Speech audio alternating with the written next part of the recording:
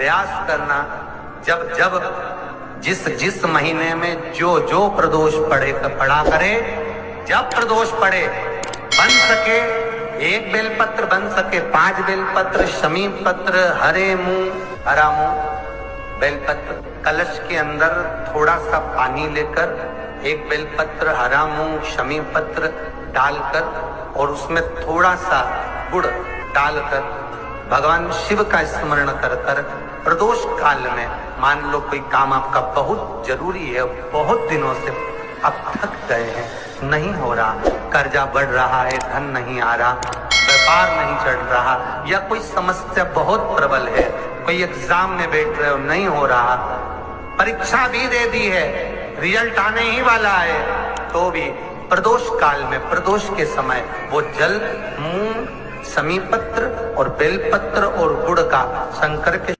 हैं जो धर्मगुरु हैं उनकी अपनी अपनी राय रहती है। कोई कहता है घर में शिवलिंग नहीं रखना चाहिए, कोई कहता है स्त्रियों को शिवलिंग छूना मना है, वर्जित है, कोई कहता है कि घर में शिवलिंग रखो तो छोटा रखो, कोई कहता है स्फटिक का रखो। आप खुद शिव भक्त हैं और आपने तमाम पुराण पढ़ी भी हैं, आपको कंठस्थ हैं, तो आप ज़रा बताएंगे, इससे कन्फ्यूजन दूर करेंगे हमारे दर्शकों के लिए। बहुत अच्छा प्रश्न है सभी सनातनियों के लिए और संपूर्ण राष्ट्रवासी, देश और विदेश में बैठे हुए सभी भक्तों के लिए बहुत अच्छा प्रश्न करा है। लोग कहते हैं कि शंकर जी का स्पर्श नहीं करना चाहिए, पर शिव महापुराण में स्पष्ट कहा गया कि आप शिव का स्पर्श कर सकते हैं। लोग कहें कि शंकर जी का शिवलिंग घर में नहीं रखना चाहिए, पर हमारा जो पुराण, हमारा जो शास्त्र कहता है कि जिसके घर में शंकर भगवान का शिवलिंग होता है उस घर में स्वयं शिव की एक कृपा बनी रहती है। आपके स्मरण में होगा कि वास्तु के अनुसार हमारे घर में शिखर नहीं होता, जो मंदिर में शिखर होता है वो घर में नहीं होता। क्यों नहीं होता? उसका कारण केवल इतना है कि घर में जो शिवलिंग होता है वो शिखर का ही काम करता है। हमारे घर के सारे दोषों को, सारे पापों को, सारे कष्टों को वो शिवलिंग हरता रहता है। हमारे यहां तक सनातन धर्म के अंतर्गत हम लोग जब वास्तु शास्त्रियों से मिलते हैं तो वो कह देते तुम्हारे मंदिर में भी शिखर नहीं होना चाहिए, घर के अंदर जो मंदिर होता है उसमें भी शिखर नहीं रखते। कारण क्योंकि वहां शिवलिंग है।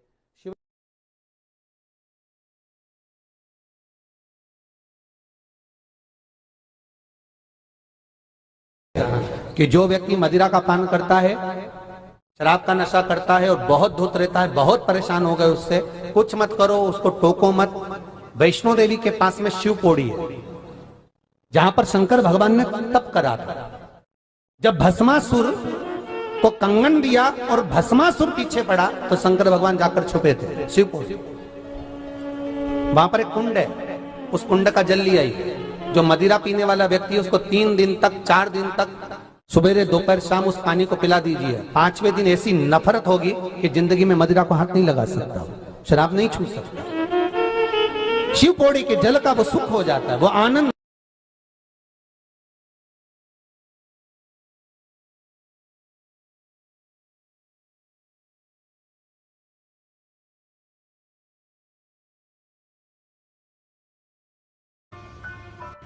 कहीं आपका यश कम हो रहा हो, आप जानते हो कि मुझको यह काम करवाना है और यह काम आगे हो ही नहीं रहा है, यह फाइल आगे बढ़ ही नहीं रही, आपको लगे ये फाइल आगे नहीं बढ़ रही, शिव जी पे जो जल चढ़ाओ, उस चढ़े हुए जल को जब आप थोड़ा सा लेकर आते हो, आपको बताया था ना कि खाली लोटा नहीं लाना चाहिए, खाली कलश शंकर जी के मंदिर से वापस नहीं लाना। शंकर भगवान को जल चढ़ाया, चढ़ाने के बाद थोड़ा सा जल हाथ में या कटोरी में या कलश में झेल लिया, भले 2 बूंद लाओ पर अपने घर पर लेकर आओ। उस 2 बूंद जल का भी स्पर्श कलश के अंदर हाथ की 3 उंगलियां लगाकर अगर त्रिशूल पर टच कर कर मात्र आपने उस कलश के अंदर लगा दिया, वो जल भी आपने अपने घर पर छोड़ दिया, छीट दिया या उसका आचमन मात्र हो गया, तो व्यक्ति का यश बढ़ना अपने आप प्रारंभ हो जाता है, उसकी यश की प्राप्ति उसको होगी।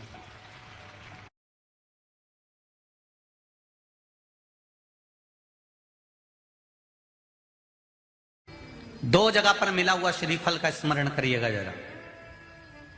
एक कोई आपसे मिलने आया, कहीं आपको सम्मान के लिए बुलाया, सत्कार के लिए बुलाया, कोई अतिथि के रूप में बुलाया, आपको शाल ओढ़ाया और श्रीफल दे दिया।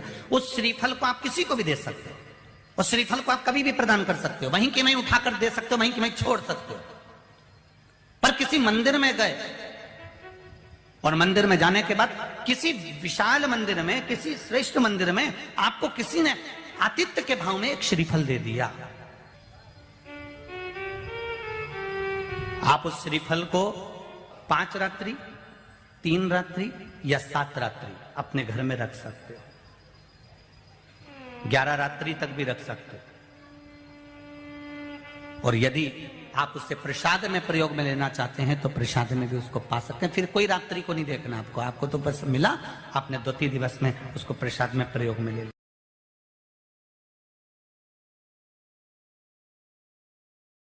एकादशी के दिन जो भी चावल खाएगा सारे पाप चावल में छिप जाते हैं एकादशी को, और जो चावल खाता है तो सारे पाप उसके अंदर चले जाते हैं। इसलिए एकादशी को शास्त्र कहता है कि अगर जितने घर में छोटे से छोटा स्वरूप हो, जितना घर में छोटी से छोटी मूर्ति हो, वो उतनी फल देती है। पर बहुओं को सास के हाथ के ठाकुर जी भी निभाते ना, दिक्कत तो वही है, सास का इतना सा ठाकुर। घर में रखा शिवलिंग, गले में पड़ा रुद्राक्ष, घर में रखा रुद्राक्ष या कुबेरेश्वर धाम से लाया हुआ एक छोटा सा कंकर टूट रहा है, फूट रहा है, थोड़ा थोड़ा करके झड़ रहा है, धीरे धीरे कर कर वो खंडित हो गया है, समझ लेना तुम्हारे घर में कोई विपदा थी जिसको मेरा महादेव धीरे धीरे कर कर काट रहा है और वह आपको स्वच्छ